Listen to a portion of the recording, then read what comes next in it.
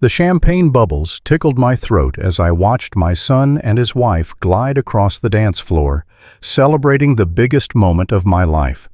I had just sold my company for $67 million, and this was supposed to be our perfect night at the city's most exclusive restaurant. But then the server leaned close to my ear, her voice trembling. "I saw him pour something into your juice." My hands began to shake as I watched him spin his wife around the dance floor, his perfect smile never faltering, completely unaware that his secret had been exposed. Little did he know, karma was already writing the final chapter of this twisted celebration. Before we continue, hit subscribe and let me know in the comments where you're watching from. The crystal chandelier cast rainbow patterns across Le Bernardin's marble floor as I returned from the restroom, my steps lighter than they'd been in months. Tonight was perfect, the culmination of everything I'd built over 30 years. The $67 million sale of Morrison Construction was finally complete, and I was celebrating with the two people who mattered most, my son Daniel and his wife Lisa. The private dining room gleamed with understated elegance, featuring hand-carved moldings and museum-quality artwork that I'd specifically requested. Nothing was too good for this moment. The string quartet in the corner played a classical waltz. But as I approached our table, I noticed something that made my construction-trained instincts prickle with warning. Elena, our young Latina server, was adjusting wine glasses nearby, her dark eyes darting toward our table with obvious concern. Her hands trembled slightly as she polished the already spotless crystal. Daniel was standing beside our table with his back to me, leaning over something with focused concentration that seemed oddly intense. When he spotted me approaching, he straightened quickly and moved away from my place setting with movements that seemed too casual, too practiced. That familiar million-dollar smile spread across his face, but something about the timing felt rehearsed. "Dad!" "Perfect timing. I just refreshed your orange juice, got you a fresh glass with that splash of pineapple you love," he said, his voice carrying its usual warmth, though something in his posture seemed slightly off. His expensive Italian suit was perfectly pressed, his hair styled with the kind of precision, but there was something in his eyes, a watchfulness that hadn't been there during dinner. As I settled into my chair, the leather creaking softly beneath me, Elena caught my eye with an expression that spoke of internal struggle. She moved closer under the pretense of refilling our water glasses, her professional demeanor barely concealing her agitation. The crystal pitcher trembled in her hands as she poured, and I noticed she was breathing faster than normal. When she leaned down near my ear to straighten my napkin, her voice was barely a whisper, trembling with nervous energy. "Sir, I'm sorry to bother you, but I saw him pour something into your juice while you were away. I thought you should know." The words hit me like a physical blow to the chest, my hand freezing halfway to the glass, suspended in midair as the implications crashed over me. The orange juice looked exactly as it should, with that perfect clarity from fruit squeezed fresh that morning, and the slight foam from the pineapple juice mixed in exactly. But Elena's words echoed in my mind like a warning bell, each syllable carrying weight I wasn't ready to process. The glass sat there innocently, reflecting the chandelier's warm light, but now it looked different, sinister. Daniel was settling back into his chair with movements that seemed carefully casual, his posture relaxed, but his eyes alert. Those same blue eyes that had looked up at me with complete trust when he was 5 years old, when I was teaching him to ride a bicycle in our small backyard. Now they were locked on my hand near the glass with an intensity that suddenly seemed less like loving attention and more like predatory focus. Lisa sat beside him in her designer dress, the $3,000 Valentino I'd bought her for her birthday last month, her nursing-trained gaze also fixed on me. Her perfectly manicured hands rested on the table, but I could see the subtle tension in her fingers, the way she gripped her own wine glass just a little too tightly. "Everything all right, Dad?" "You look a bit pale," Daniel said, his voice carrying just the right note of filial concern. But I caught something underneath it now, a tension that hadn't been there earlier in the evening. There was an expectancy in his tone, like someone waiting for a predetermined event to unfold. I set the glass down carefully, my mind racing through possibilities I didn't want to consider.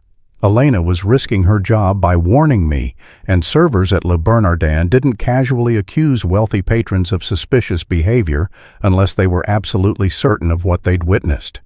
The restaurant's reputation was built on discretion and flawless service, so for her to speak up meant she'd seen something that genuinely alarmed her. The private dining room suddenly felt less like a celebration venue and more like a carefully prepared stage. Every detail that had seemed perfect moments before now took on a different quality. The isolation of our private space, the way Daniel had insisted on this particular restaurant, the timing of everything. Has this all been planned in advance? The silence stretched between us, thick with unspoken tension.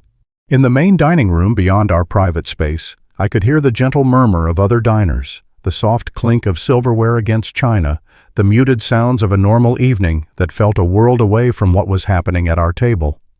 This was supposed to be our moment of triumph, father and son and daughter-in-law toasting 30 years of back-breaking work and calculated risks that had transformed Morrison Construction from a single pickup truck operation into a multi-million-dollar empire.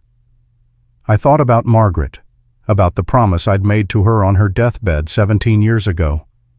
"Take care of Daniel," she'd whispered, her voice barely audible over the machines that were keeping her alive. "Make sure he never has to struggle the way we did."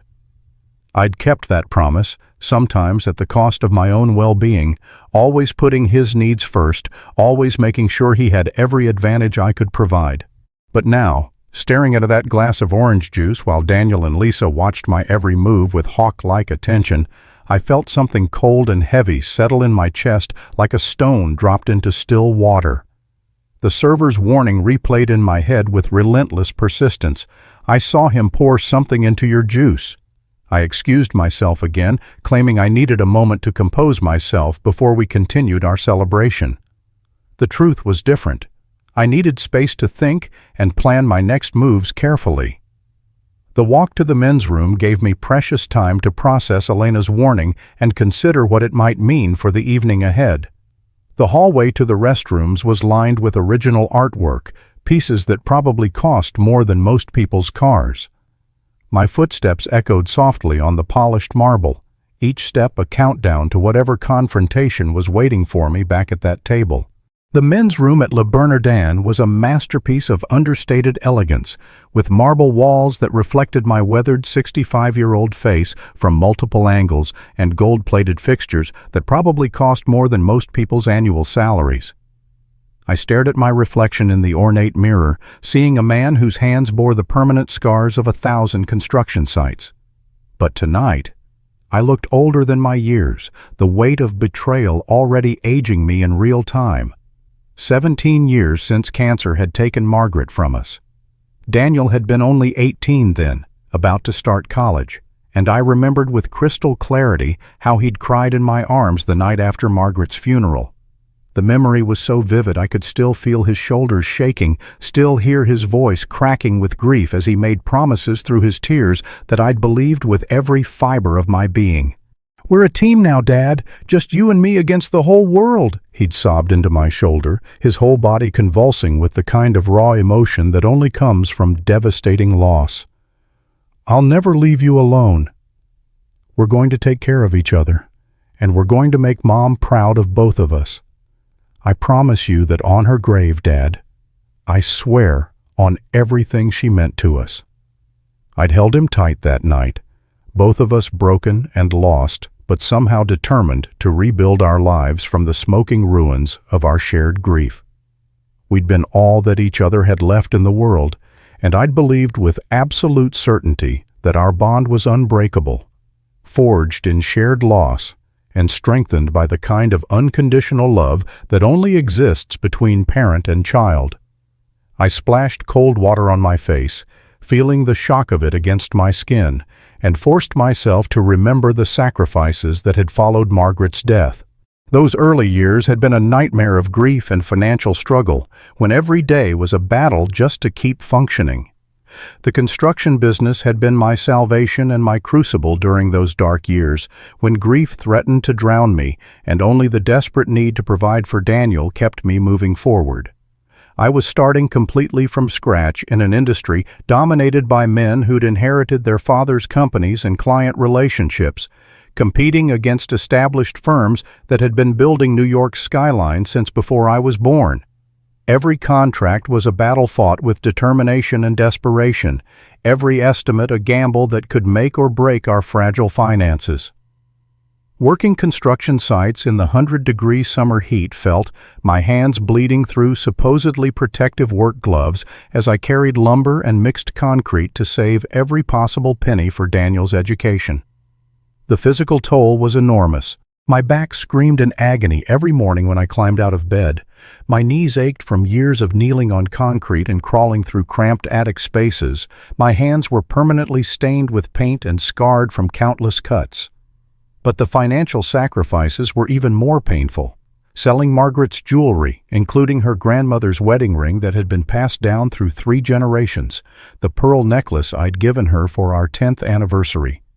Each piece sold felt like losing her all over again, but Daniel's education was more important than my sentimentality. Taking out a second mortgage on our modest 3-bedroom house, putting our family home at risk when Daniel decided he wanted to join the most expensive fraternity on campus. "Dad, I need to fit in with these guys," he'd explained over the phone, his voice carrying a note of embarrassment that cut me to the bone. "They're all from wealthy families, and I stick out like a sore thumb. This fraternity could open doors for me, make connections that'll help both of us in the long run." I'd agreed because I wanted him to have every advantage, even if it meant risking everything we had left. I'd study construction manuals and building codes late into the night after Daniel had gone to bed, teaching myself electrical work and plumbing and HVAC systems because I couldn't afford to subcontract specialized labor. My office was the kitchen table in our small apartment, covered with blueprints and invoices and loan applications that seemed to multiply like weeds. The phone would ring at all hours. Suppliers demanding payment, clients complaining about delays, workers calling in sick or quitting without notice to take higher-paying jobs with my competitors. I'd answer every call with a smile in my voice, no matter how exhausted I was, because reputation was everything in construction, and one bad review could destroy everything I was trying to build. But somehow, through a combination of desperation and determination, Morrison Construction began to grow. The kind of luck that only comes to people who work hard enough to recognize opportunity, when it knocks allows small residential jobs to lead to larger commercial contracts. Satisfied customers recommended us to their friends and business associates, and slowly but surely we built a reputation for quality work delivered on time and within budget. Daniel would come to job sites after school and on weekends, at first just getting in the way and asking endless questions, but gradually learning the trade that was putting food on our table and keeping a roof over our heads. I taught him everything I knew about reading blueprints and estimating materials costs, about managing crews and dealing with difficult clients, about the 1,000 small details that separated successful contractors from those who went bankrupt within their first few years. More importantly, I tried to teach him the values that Margaret had instilled in both of us, that honest work was its own reward, that treating people fairly was more important than maximizing profit, that success meant building something lasting rather than just accumulating wealth for its own sake. Construction isn't just about putting up buildings, I'd tell him as we worked side by side, both of us covered in sawdust and paint. It's about creating something that will outlast both of us. Those were precious years, despite the constant financial pressure and physical exhaustion. Daniel and I were truly partners then, united by shared goals and mutual respect, working together to build not just a business but a future that would honor Margaret's memory and provide security for generations to come. I believed with absolute certainty that our bond was unbreakable, forged in the crucible of shared loss and strengthened by the pride that comes from building something meaningful with your own hands. But everything changed 3 years ago when Daniel met Lisa at a charity gala where I'd reluctantly agreed to sponsor a table. The event was at the Metropolitan Museum of Art, one of those glittering affairs where Manhattan's elite gathered to write checks and see who could outdo each other in displays of casual wealth. Lisa had been working the event as a volunteer, beautiful and sophisticated in a way that made Daniel's eyes light up. She moved through the crowd with effortless grace, equally at ease discussing modern art with museum curators and investment strategies with hedge fund managers. Her father was a retired federal judge. Her mother served on the boards of 3 different museums, and their idea of financial struggle was deciding whether to renovate the kitchen in their Martha's Vineyard house this year or wait until next summer. They moved in circles where everyone knew each other from prep school or country clubs, where business deals were discussed over golf games at exclusive courses. Suddenly, Daniel needed things he'd never cared about before. Luxuries that had never seemed important. A bigger apartment in a fashionable neighborhood, a luxury car that wouldn't embarrass him when he picked her up. The requests for money had started small and seemingly reasonable.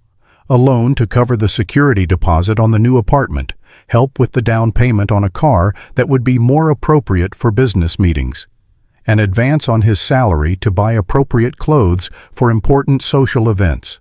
But gradually, the requests became demands, and the gratitude slowly transformed into expectation, as if my financial support was something he deserved by birthright rather than something I was sacrificing to provide.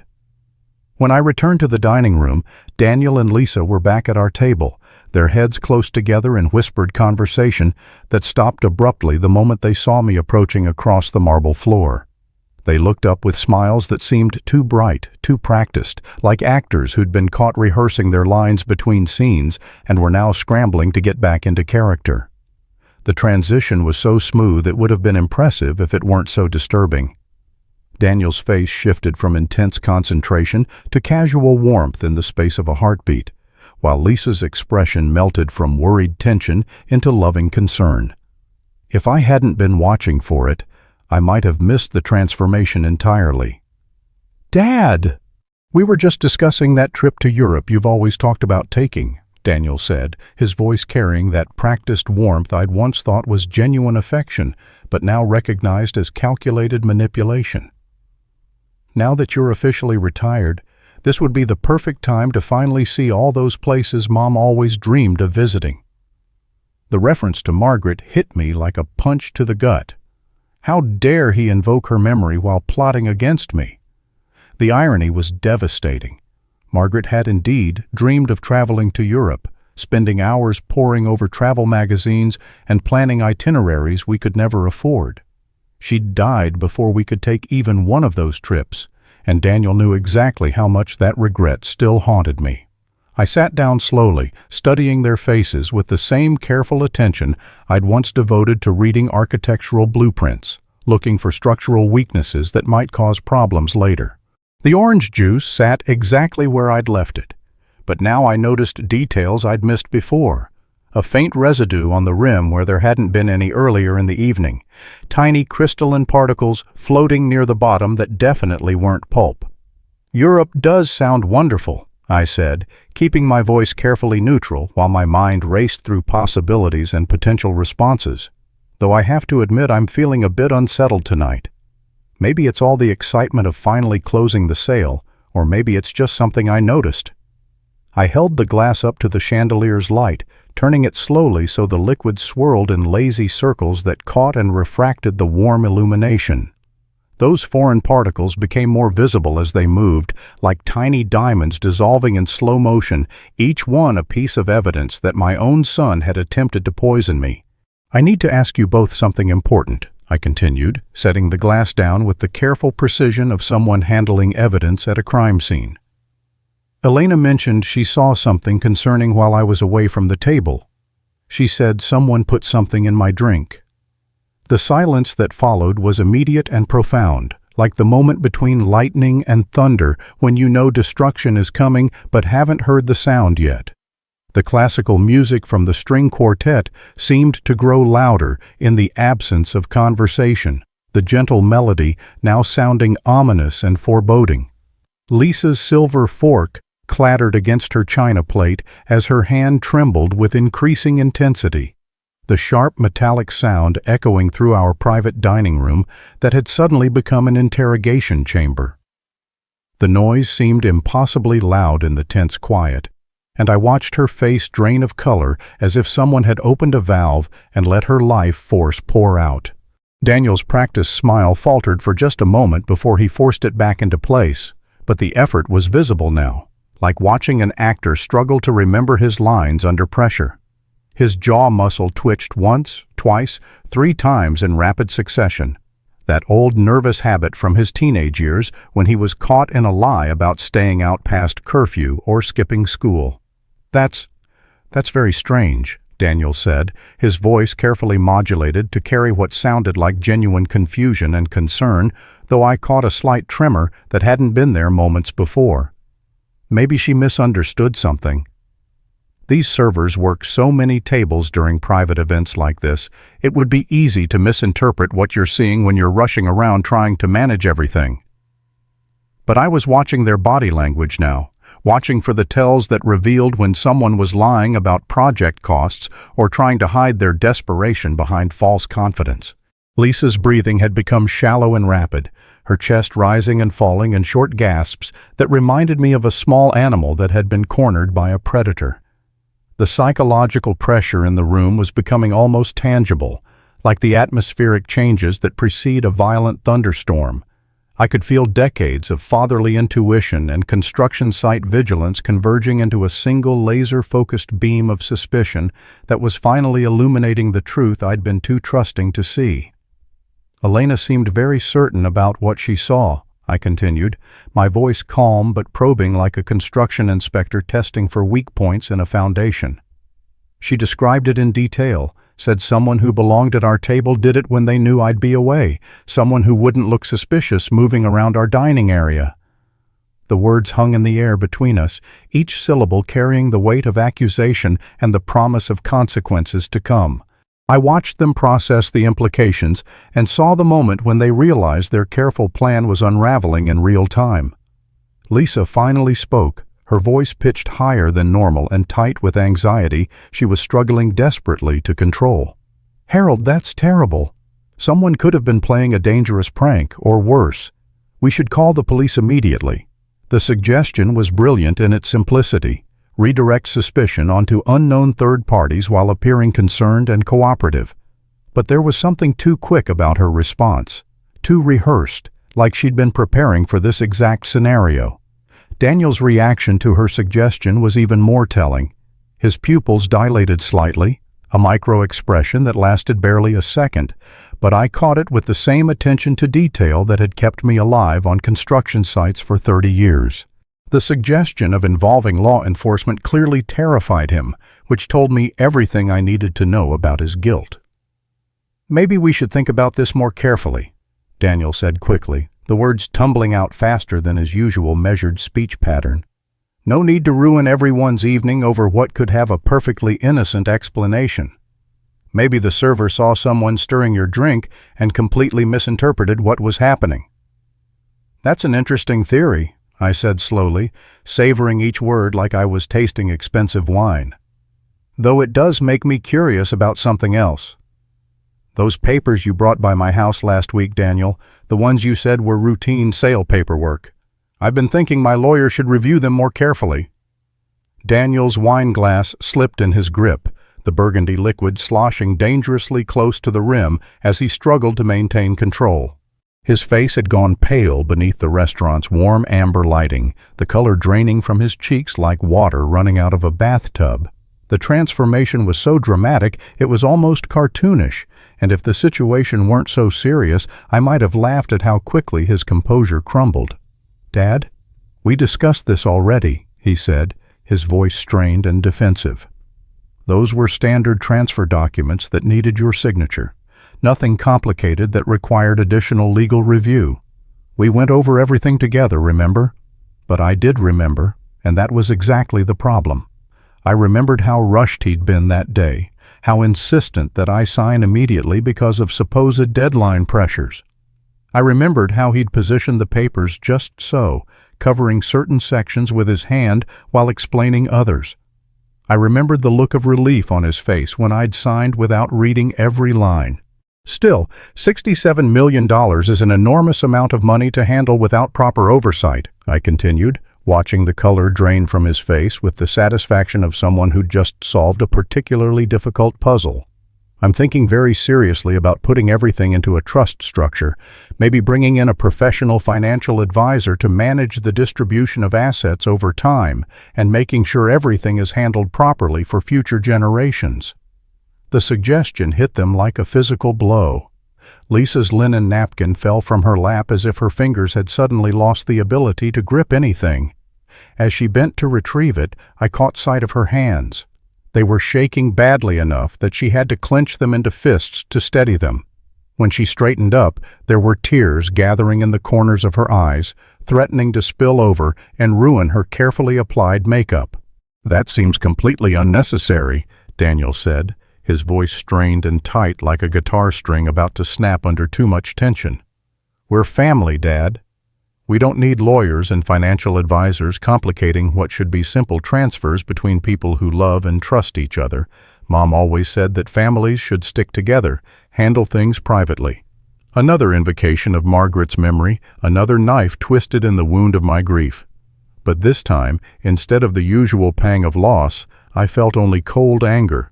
He was using my dead wife's memory to manipulate me into trusting him while he plotted to kill me. The audacity was breathtaking. I stood up slowly, every movement deliberate and measured, like a chess player who'd just seen the path to checkmate spread out before him with mathematical certainty. The leather chair creaked softly as I rose, and both Daniel and Lisa's eyes tracked my movement with the desperate attention of people watching their own execution being prepared. "You know what else Elena told me?" I said, my voice growing colder with each word, like winter settling over a construction site when the heating system fails. "She said whoever did it worked very carefully, very professionally, like they knew exactly what they were doing, like they'd done something similar before." The accusation hung in the air like a toxic cloud, poisoning everything it touched. The color drained completely from Daniel's face now, leaving him looking almost gray under the chandelier's warm light. Lisa looked like she might be physically sick, one hand pressed to her stomach as if she was fighting waves of nausea. "And the strangest part of all," I continued, each word carefully chosen for maximum impact. "She said it was definitely someone who knew my habits, who knew exactly when I'd be away from the table and for how long, someone who'd been watching me, studying my patterns." Daniel's composure finally cracked completely. He shot to his feet so violently that his chair scraped against the marble floor with a sound like fingernails on a chalkboard, the noise echoing through the private dining room and causing heads to turn at nearby tables in the main restaurant. His perfectly styled hair was disheveled now from running his hands through it, and his expensive suit was beginning to wrinkle from stress-induced perspiration. "Dad, you're being completely paranoid," he shouted, his voice carrying across the dining room with enough volume to turn heads throughout the restaurant. "This is supposed to be a celebration, not some kind of criminal interrogation. You're ruining everything based on the words of some random server who probably can't even speak English properly." The racist undertone in his comment about Elena revealed another ugly side of the man I'd raised, another way he'd changed since marrying into Lisa's privileged world. The Daniel I'd raised would never have made such a comment, would never have dismissed someone's credibility based on their ethnicity or immigration status. But his voice broke on the word paranoid, and sweat had appeared at his temples despite the restaurant's perfect climate control. His hands were shaking now too, the tremor clearly visible as he gestured with increasing desperation, and his expensive suit was beginning to wrinkle from the stress-induced perspiration soaking through his shirt. "Am I being paranoid?" I asked quietly, my voice carrying the authority I'd developed over 30 years of commanding construction crews and managing complex projects under pressure. Or am I finally asking the right questions that I should have been asking all along? The dining room around us had gone quiet, other patrons turning their attention in our direction with the morbid fascination that draws people to car accidents and crime scenes. Even the string quartet seemed to be playing more softly, as if they didn't want to interfere with whatever was happening in our private corner of the restaurant. I pulled out my phone and set it deliberately on the white tablecloth between us, the red recording dot pulsing like a tiny heartbeat in the candlelight.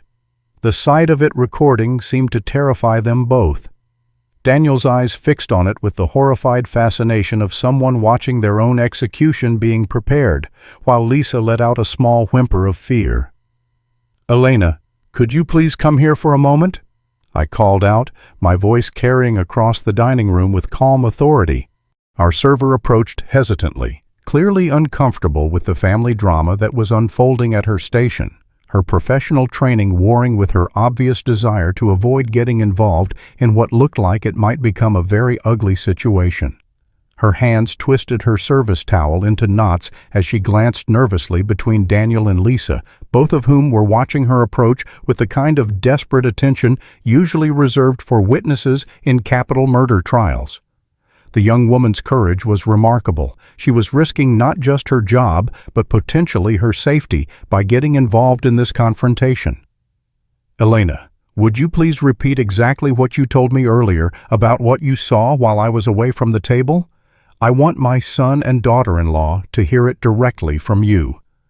My voice was steady and encouraging, designed to give her strength while making it clear that I would protect her from any retaliation. She took a deep breath, clearly steeling herself for what she knew would be an unpleasant confrontation, but her voice remained steady and clear despite her obvious nervousness. Her English was perfect, I noted with satisfaction, directly contradicting Daniel's earlier racist suggestion. "I saw him." She nodded directly toward Daniel with the unflinching certainty. "Pour something from a small brown bottle into your orange juice while you were in the restroom. It looked like white powder." He stirred it with his finger very carefully, and then he wiped the rim of the glass clean with his napkin. Daniel exploded to his feet so violently that his chair crashed backward with a sound that echoed through the private dining room like a gunshot, the noise reverberating off the marble walls and causing every head in the restaurant to turn in our direction with the magnetic attraction of disaster. The chair hit the floor with a crash that seemed to shake the entire room, crystal glasses chiming in sympathy with the vibration. "That's a complete lie. She's making it up," he screamed, his voice cracking with desperation and rage. "Why would you believe some random server over your own son? This is insane. You're destroying our family based on the words of someone who's probably just trying to get attention or cause trouble." But even as he protested with the righteous indignation of someone who'd been falsely accused, his face had gone from pale to a sickly green color that reminded me of copper oxidizing in acid rain. Sweat was pouring down his temples now, despite the restaurant's perfectly controlled climate, and his hands shook as he pointed accusingly at Elena with the desperate energy of someone who knew his lies were finally being exposed. The transformation was complete now. The polished, sophisticated young man who'd walked into the restaurant 3 hours ago was gone, replaced by someone I barely recognized. His perfectly styled hair was disheveled, his expensive suit rumpled and stained with perspiration, his face twisted with panic and rage. Lisa sat frozen in her chair like a deer caught in headlights, her face the color of old newspaper that had been left out in the sun too long. Her chest rose and fell in sharp, panicked breaths that reminded me of someone having an anxiety attack, and I could see the pulse hammering frantically in her throat like a caged bird desperately trying to escape its prison. When she finally spoke, it was barely a whisper that I had to strain to hear over the background noise of the restaurant and the blood pounding in my ears. It was just something to help you sleep. You've been so incredibly stressed about the sale, working such long hours, barely sleeping, barely eating. We thought if you could just rest peacefully. The admission hit the table like a bomb going off. Even she seemed shocked that the words had come out of her mouth, her hand flying up to cover her lips as if she could somehow take them back. But it was too late. The confession was out there, recorded on my phone for everyone to hear. Rest? The word came out harder than I'd intended, my carefully maintained composure finally cracking like ice under pressure that had been building for months. You drugged me without my knowledge? On the night we're celebrating the biggest achievement of my life? On the night I'm sharing my success with the two people I trusted most in this world? Daniel moved protectively toward Lisa, his hand settling on her shoulder, but his eyes held something desperate and wild now, like a cornered animal that was looking for any possible escape route. The gesture might have looked caring to an outside observer, but I could see the calculation behind it. He was positioning himself to control what she said next. "Dad, please listen to me carefully," he said, his voice taking on the patient tone someone might use with a confused elderly person. "It wasn't supposed to be harmful in any way. Lisa's a trained nurse. She knows about medications and dosages.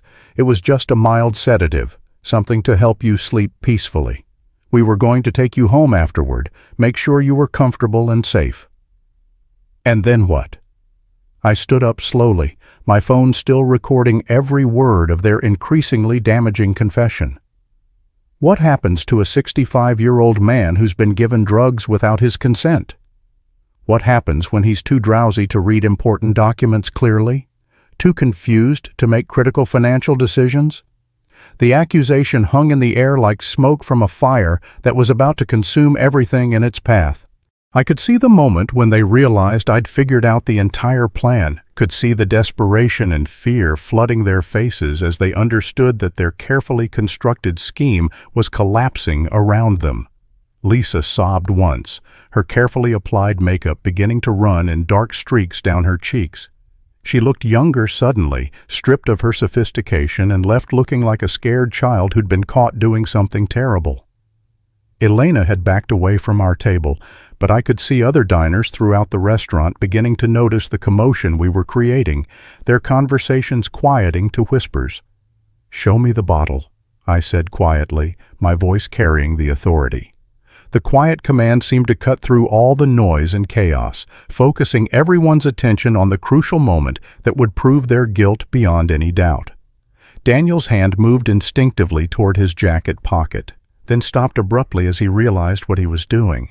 That tiny, unconscious movement told me everything I needed to know about where the evidence was hidden and confirmed Elena's testimony. His face cycled through confusion, panic, and then a terrible understanding of what his reflexive gesture had revealed. "Daniel Morrison," I said, using the full name I'd given him at birth, the name Margaret had chosen because it meant "God is my judge." "Empty your pockets. Right now. All of them." His face cycled through a dozen emotions in rapid succession: defiance, desperation, calculation, anger, and finally, the gray resignation of someone who'd been caught red-handed and knew there was no way out. The fight seemed to drain out of him all at once, leaving him looking smaller somehow, diminished. With hands that shook, he reached into his jacket and pulled out a small brown prescription bottle, setting it on the table. The plastic bottle looked so innocent sitting there on the white tablecloth. I picked up the bottle and read the label aloud. "Lorazepam, 2 milligrams, prescribed to Lisa Morrison for anxiety." I looked up at them both, seeing not my son and daughter-in-law, but strangers wearing familiar faces. "This is what you put in my drink, a controlled substance, without my knowledge or consent." "Harold, please, you have to understand the situation we're in," Lisa managed to say between sobs that were becoming increasingly desperate and uncontrolled. "We never meant for things to go this far. The debts just kept growing and growing, and we couldn't see any other way out. We weren't going to hurt you, just make you comfortable, make you sleep, and then—" "And then what exactly?" I pressed, though part of me was afraid to hear the answer. But I needed to know the full scope of their betrayal, needed to understand just how far they'd been willing to go. "How much money have you already taken?" I asked, watching their faces crumble as they realized there was no point in lying anymore. The evidence was overwhelming, their confessions were recorded, and their plan had failed completely. Lisa's voice came out in broken chunks between increasingly violent sobs. $200,000. We transferred it last week when the initial paperwork was processed. We thought you wouldn't notice until after tonight, and by then we could have explained everything, made it seem like a legitimate advance against our inheritance." "An advance for what?" exactly?" I asked, though the pieces were already falling into place in my mind with horrible clarity. Daniel's shoulders shook as he spoke, his voice muffled by his hands that covered his face in shame. "The life insurance policy. The one we convinced you to update last month, remember? $5 million in coverage, with us listed as the primary beneficiaries." The words hit me like lightning, illuminating a dark landscape, revealing the full scope of their betrayal in one terrible flash of understanding. They hadn't just planned to drug me for financial documents.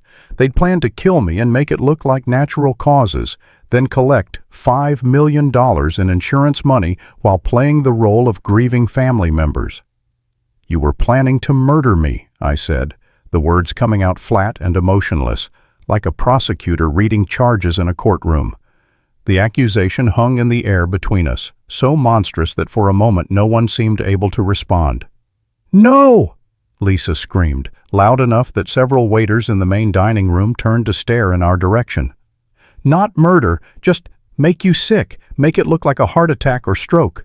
The lorazepam combined with your blood pressure medication would look completely natural. You're 65, you've been under enormous stress with the sale." But then, something unexpected happened. Instead of the crushing despair I should have felt, instead of the devastation that should have brought me to my knees, a strange calm settled over me. It was followed by something that surprised everyone in the room, including myself. I smiled.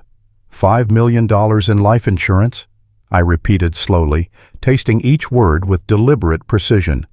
That's quite a substantial amount for a pair of young people to inherit, assuming, of course, that the beneficiary information you think you changed actually went through the proper channels. I reached into my other jacket pocket and pulled out a different phone, an older model that Daniel had never seen before, one I'd purchased specifically for tonight's confrontation. The screen showed a number already dialed but not yet called, and I watched their faces carefully. "Here's what's really fascinating about tonight," I said, my voice steady as bedrock despite the emotional earthquake that was happening inside my chest. 2 weeks ago, I had lunch with Detective Maria Santos. She's Elena's older sister, as it turns out. It's amazing how family connections work in this city when you take the time to build real relationships with people instead of just using them for your own purposes. Daniel's face went through a color transformation that would have been comical under different circumstances. From pale to gray to a sickly green that reminded me of algae growing in stagnant water. Lisa's sobbing stopped so abruptly it was like someone had flipped a switch, her mouth opening in a silent scream of realization as the full implications of what I was saying finally hit her with devastating force. "Maria told me some absolutely fascinating stories about financial elder abuse cases she's worked on over the years," I continued, savoring the growing horror in their expressions with satisfaction. "How adult children often start small, a little money here, a forged signature there, testing the waters to see what they can get away with. Then they get bolder, more desperate, more willing to cross lines they never thought they'd cross." I pressed the call button on the phone, and it rang exactly once before a familiar voice answered. "Detective Santos." "Maria, it's Harold Morrison. It's time to proceed exactly as we discussed." Through the restaurant's tall windows, I could see red and blue lights approaching in the distance through the Manhattan traffic, their sirens still faint but growing stronger with each passing second. The cavalry was coming, just as we'd planned in careful detail during multiple meetings over the past 2 weeks. Daniel lunged toward me across the table, his hands reaching frantically for my phone, his face twisted with panic and rage. "Dad, please! You don't understand what you're doing. We're not criminals. We're your family. You can't destroy our lives over this." I stepped back calmly, letting him stumble forward and knock over his wine glass in the process. The expensive Bordeaux spread across the white tablecloth like blood from a mortal wound, staining everything it touched with dark crimson. His perfect composure had completely shattered, leaving him looking like a madman in an expensive suit. "You want to know what I understand?" I said.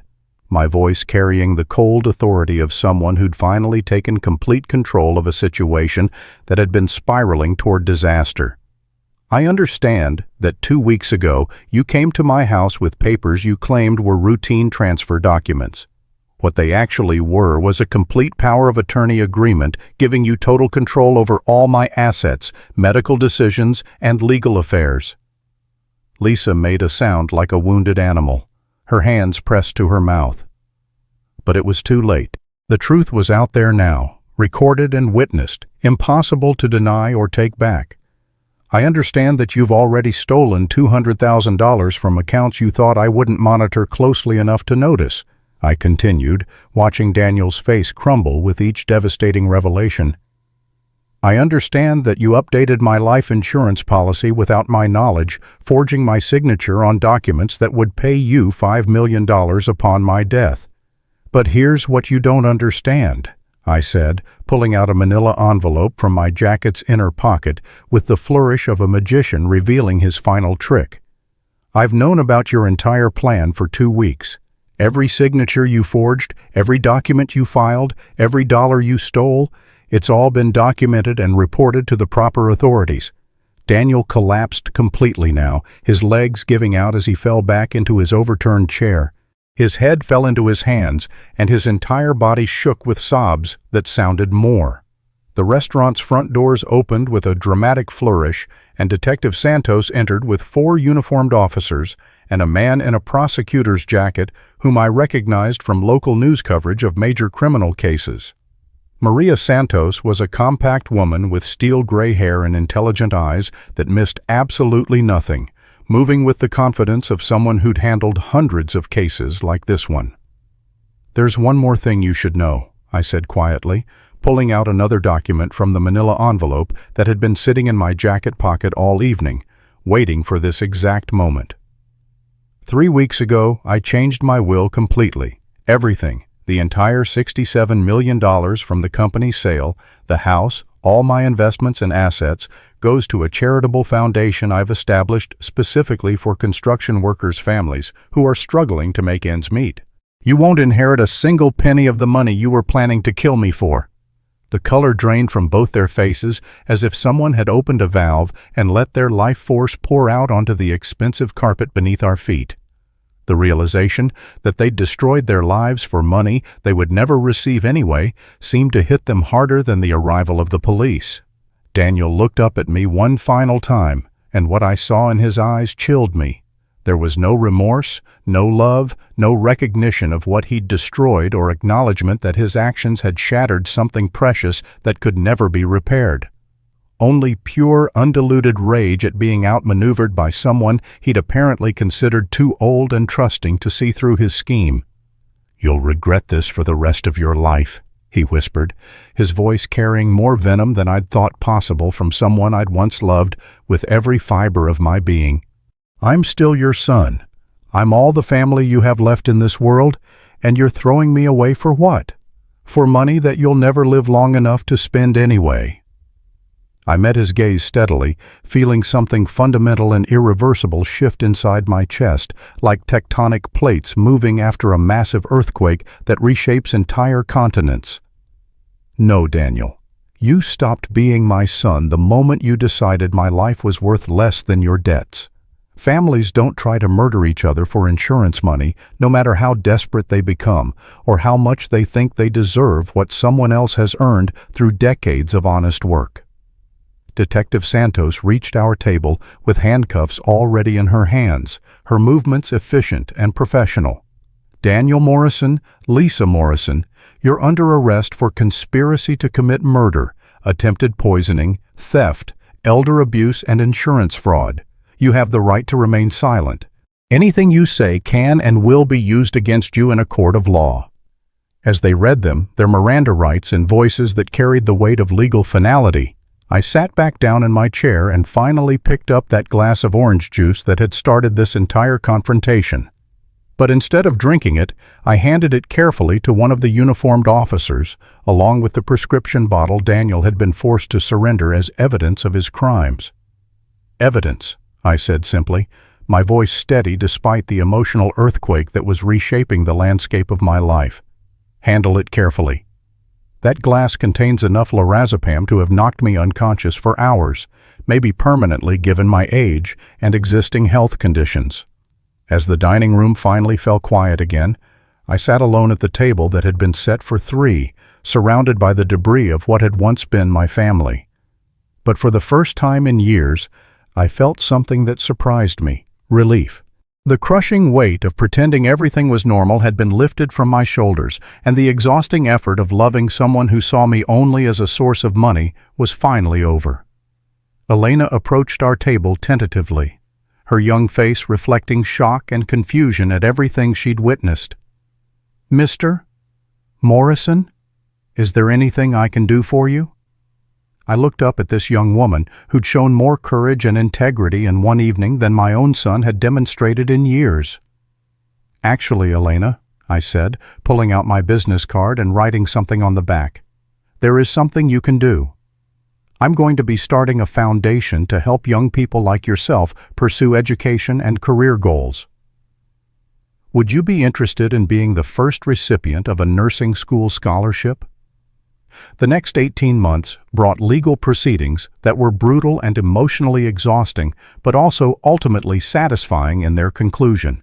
Daniel ultimately pled guilty to conspiracy to commit murder, attempted poisoning, theft, elder abuse, and insurance fraud, receiving 25 years to life.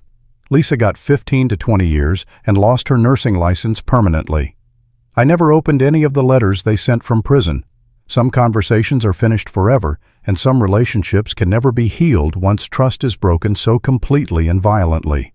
The foundation became my real legacy, not the son who chose money over love, but the living impact of helping others build better lives through education and opportunity.